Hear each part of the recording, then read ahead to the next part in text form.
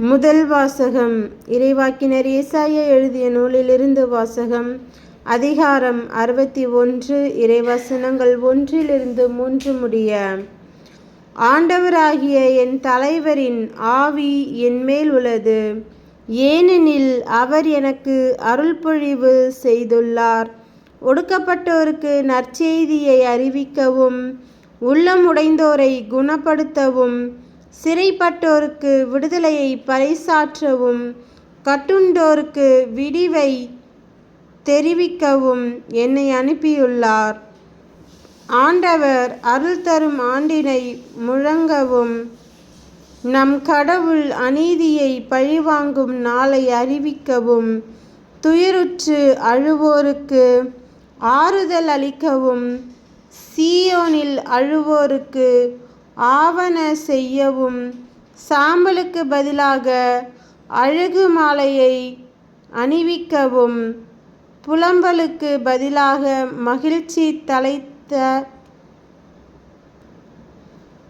மகிழ்ச்சி தைலத்தை வழங்கவும், நலிவுற்ற நெஞ்சத்திற்கு பதிலாக புகழ் என்னும் ஆடையை கொடுக்கவும் என்னை அனுப்பியுள்ளார்.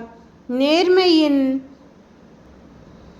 தேவதாருகள் என்றும் தாம் மாட்சியுறுமாறு ஆண்டவர் நட்டவை என்றும் அவர்கள் பெயர் பெறுவார்கள். ஆண்டவரின் அருள்வாக்கு. இறைவா உமக்கு நன்றி. இரண்டாம் வாசகம். புனித பவுல் கொரிந்தியருக்கு எழுதிய முதல் திருமுகத்திலிருந்து வாசகம். அதிகாரம் 9. இறைவசனங்கள் 16-19 மற்றும் 22-23 முடிய. நான் நற்செய்தியை அறிவிக்கிறேன் என்றாலும் அதில் நான் பெருமைப்பட ஒன்றுமில்லை. இதை செய்ய வேண்டிய கட்டாயம் எனக்கு உள்ளது. நற்செய்தியை அறிவிக்காவிடில் ஐயோ எனக்கு கேடு. இதை நானாக விரும்பி செய்தால் எனக்கு கைமாறு உண்டு. நானாக விரும்பாவிட்டாலும் இது என்னிடம் ஒப்படைக்கப்பட்டுள்ள பொறுப்பாக இருக்கிறது. அப்படியானால் எனக்கு கைமாறு என்ன? உங்களுக்கு எச்செலவும் இன்றி நற்செய்தியை அறிவிப்பதிலுள்ள மனநிறைவே அக்கைமாறு. நற்செய்தி அறிவிப்போர்க்குரிய உரிமையை நான் கொஞ்சம் கூட பயன்படுத்தி கொள்ளவில்லை. நான் யாருக்கும் அடிமையாய் இல்லாதிருந்தும் பலரை கிறிஸ்துவிடம் கொண்டு வர என்னை எல்லாருக்கும் அடிமையாக்கி கொண்டேன். வலுவற்றவர்களை கிறிஸ்துவிடம் கொண்டு வர வலுவற்றவர்களுக்கு வலுவற்றவனானேன். எப்படியாவது ஒரு சிலரையேனும் மீட்கும்படி நான் எல்லாருக்கும் எல்லாமானேன்.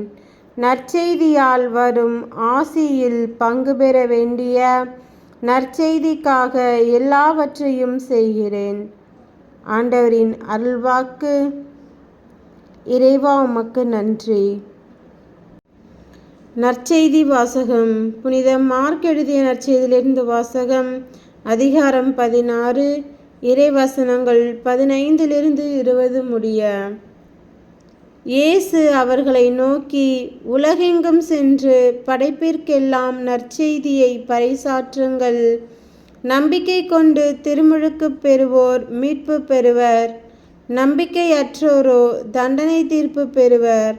நம்பிக்கை கொண்டோர் பின்வரும் அரும் அடையாளங்களை செய்வர்.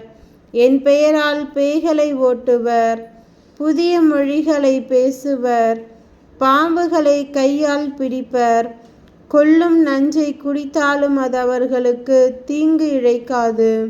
அவர்கள் உடல் நலமற்றோர் மீது கைகளை வைக்க அவர்களும் குணமடைவார்கள் என்று கூறினார்.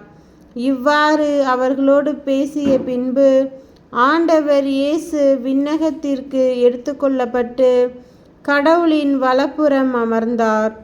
அவர்கள் புறப்பட்டு சென்று எங்கும் நற்செய்தியை பறைசாற்றினார்கள்.